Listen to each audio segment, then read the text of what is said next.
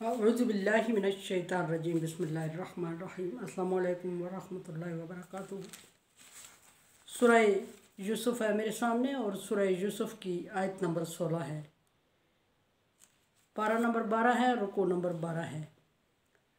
आयत नंबर 15 में अल्लाह तबारक व तआला का हुक्म ये था कि यूसुफ अलैहिस्सलाम के भाई जब यूसुफ अलैहिस्सलाम को बाप से जुदा करने में कामयाब हो गए तो उन्होंने जाके भाई के साथ क्या सलूक किया और भाई को कुएं में डाल दिया। और कुएं में डालने के बाद एक तदबीर, एक प्लानिंग जो यूसुफ याकूब अलैहिस्सलाम के अल्फाज से उन्होंने कैच की हुई थी उसको अप्लाई किया। वापसी पे उन्होंने बकरी के बच्चे को ज़िबा किया और बकरी के बच्चे को ज़िबा करने के बाद भाई के भाई के कुर्ते को उस खून में रंग दिया।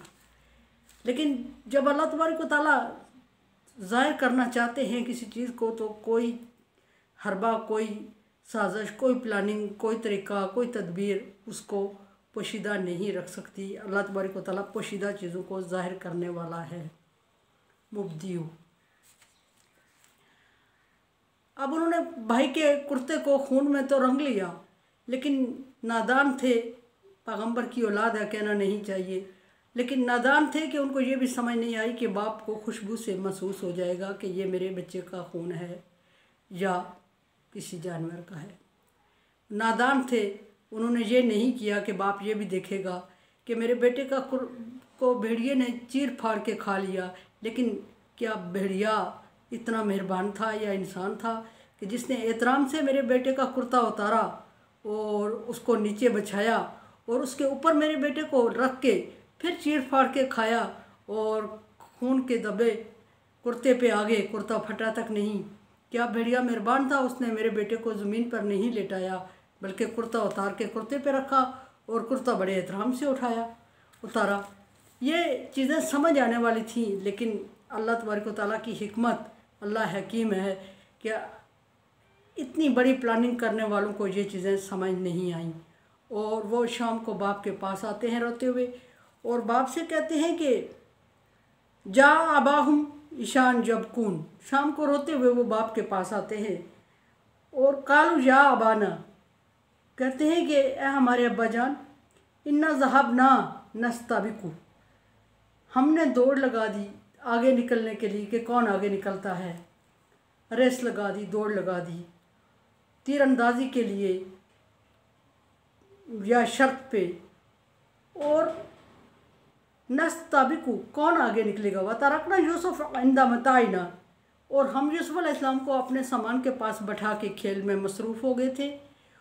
और इतने में क्या हुआ कि फ़अकलहु ज़िब, अचानक भेड़िया आया और उसने हमारे भाई को खा लिया, निगल लिया।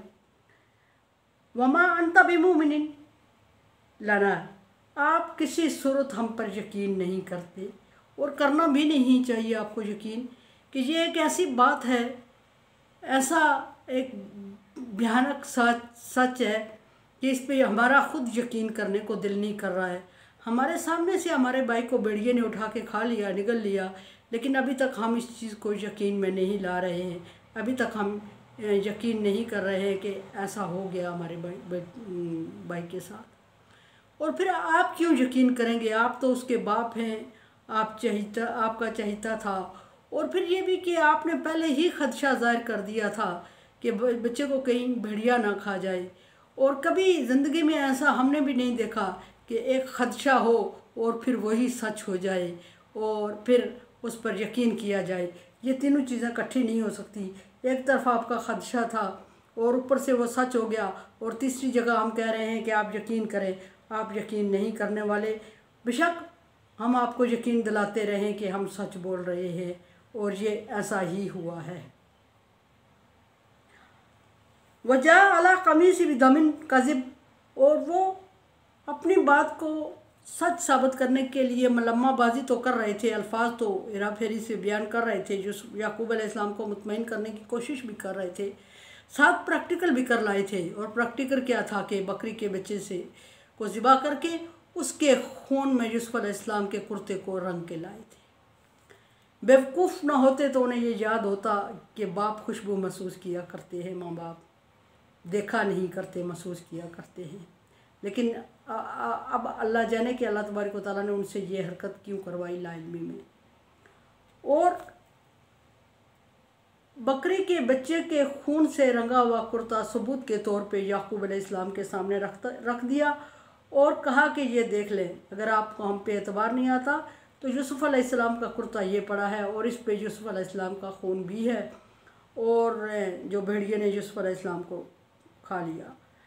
काला याकूब अलैहिस्सलाम कहते हैं, याकूब अलैहिस्सलाम ने फरमाया, बल सव्वलत लकुम अनफुसुकुम, ये बातें तो तुम्हारी अपनी बनाई हुई है। बल सव्वलत लकुम अनफुसुकुम, ये जो बातें तुम कर रहे हो ये सच नहीं है, ये सबूत नहीं है, ये अल्लाह की तरफ से भेजी हुई नहीं है, ये आपकी गढ़ी हुई, आपकी बनाई हुई बनावटी बातें हैं और आप मुझे मुतमईन करने की कोशिश कर रहे हो। दूसरी तरफ ये भी कहा जाना था कि मेरे बेटे हो तुम और मुझे सिखा रहे हो। याकूब अलैहिस्सलाम ने फरमाया कि ये तुम्हारी बनाई हुई बातें हैं और इसमें कुछ भी साबित नहीं है। लेकिन खामोश हो गए याकूब अलैहिस्सलाम। याकूब अलैहिस्सलाम जब खामोश हो गए, दुखी होकर खामोश हुए, बर्दाश्त किया, हिम्मत की, सब्र किया। पैगंबर थे, उल अज़्म थे और पैगंबर के बाप थे और ख़दशात ने पहले से घेरा हुआ था, ख़दशात लाहक थे और ज़हनी तौर पे भी किसी हद तक परेशान थे, तैयार थे कि मेरे बेटे को शाम को क्या करके लाएंगे। और ये भी कि अगर थोड़ा बहुत कोई किसी को चाह रहा हो, दिल में जज्बा रखता हो, हमदर्दी रखता हो, तो जिसके लिए हम दिल में हमदर्दी रखते हैं उसको अगर कोसों दूर कोई तकलीफ़ हो रही हो तो दूसरी तरफ दूसरे बंदे को तकलीफ़ होने शुरू हो जाती है, या वो महसूस करने लग जाता है कि कहीं कुछ हो रहा है, मेरा दिल घबरा रहा है, कहीं कुछ हो रहा है, मैं कुछ उदासी महसूस कर रहा हूँ। वो फिर याकूब थे, पैगंबर थे और वो उनके बेटे यूसुफ थे और बहुत चहीते थे और वो उनके करीब तरीन कुएं में डाले गए और वो इनके बेटे थे जो उनको धोखा दे रहे थे, जिनको उन्होंने पाल पोस के जवान किया था। और कुरान पाक में एक जगह इरशाद है कि ए नबी सल्लल्लाहु अलैहि वसल्लम, ये लोग आपको इस तरह पहचानते हैं, इस हकीकत को, जिस तरह वालिदैन अपने बच्चों को पहचानते हैं, यानी एग्जाम्पल दी है। तो याकूब अलैहिस्सलाम की औलाद याकूब अलैहिस्सलाम को धोखा देने की कोशिश कर रही थी और याकूब अलैहिस्सलाम अपने बच्चों को पहचानते थे। वो बाप जिस बच्चों को पैदा करने का सबब बने और जवान होने तक बच्चों को पाले पोसे और तरबियत करे और फिर वो साजिशें भी महसूस करे कि छोटे बच्चे भाई के लिए ये किस तरह के जज्बात रखते हैं, वो भी महसूस करे। तो उसको ऐसी छोटी सी बात से बहलाया नहीं जा सकता कि ये देखें, भेड़िए ने यूसुफ को खा लिया, बड़े एहतराम से खाया, पहले कुर्ता उतारा, फिर ज़मीन पे रखा, फिर ज़मीन के ऊपर, कुर्ते के ऊपर यूसुफ को लिटाया, क्योंकि वो सख्त ज़मीन पे यूसुफ को लिटाना नहीं चाह रहा था। फिर उसको बड़े एहतराम से फाड़ चीर के खाया और आराम से प्यार से कुर्ते को उठा के आपकी तरफ भेज दिया ताकि आप इसको देख के सब्र करें। ये एक स्टोरी बनी हुई। याकूब अलैहिस्सलाम ने फरमाया कि ये सारी बातें तुम अपनी तरफ से बना के लाए हो, अल्लाह की तरफ से नाजल करदा या अल्लाह की तरफ से आयद करदा, अल्लाह की तरफ से मुसल्लत करदा ये चीज़ें नहीं हो सकती।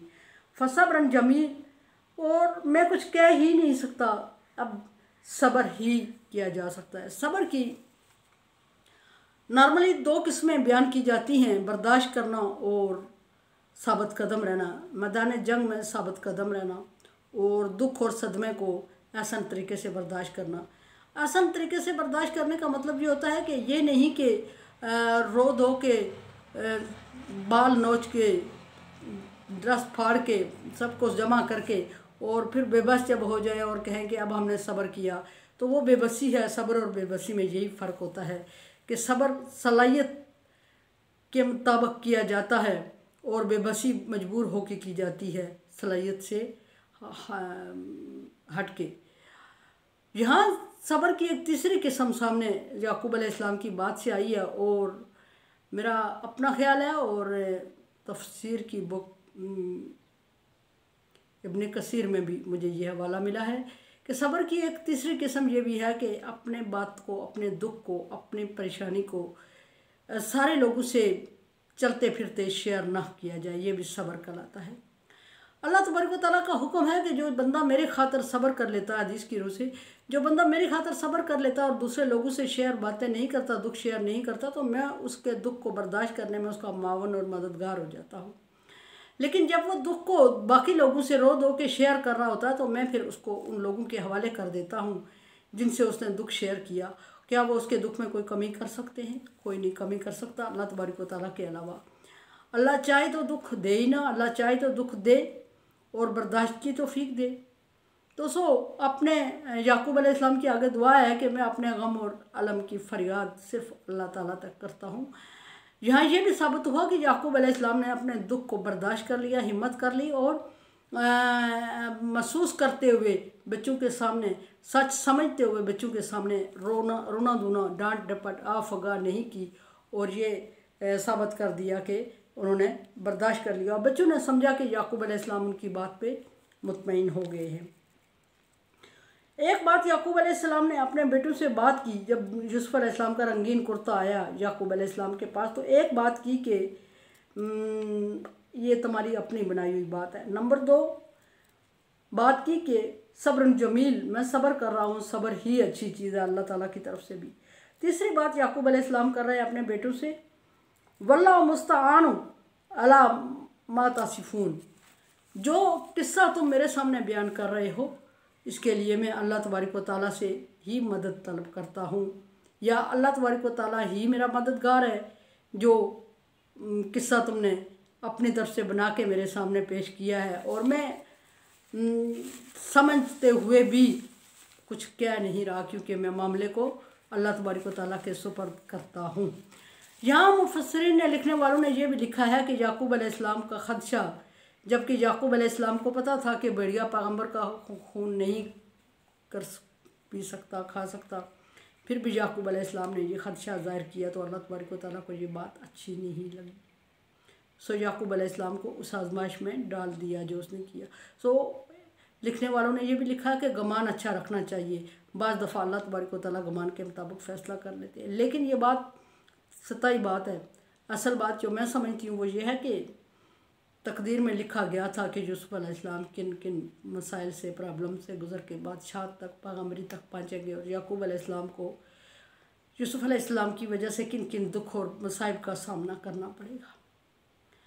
यहाँ इब्न कसीर की बुक में, तफसीर की बुक में हज़रत आयशा के वाक़या को भी इससे रेलिवेंट किया गया है कि हज़रत आयशा रज़ी अल्लाह ताला अन्हा पर जब बोतान लगाया मुश्रिकीन ने, मुनकरीन ने, और बहुत बड़ा बोतान था बिलाशुबा, और हुज़ूर सल्लल्लाहु अलैहि वसल्लम हज़रत आयशा से नाराज़ हो जाते हैं और अब बकर सदीक परेशान हो जाते हैं।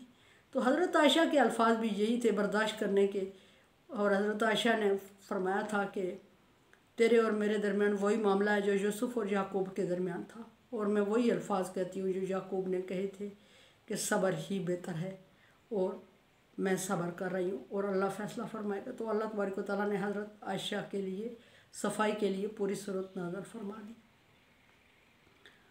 मेरे चैनल को आप सब्सक्राइब कर रहे हैं, थैंक यू सो मच।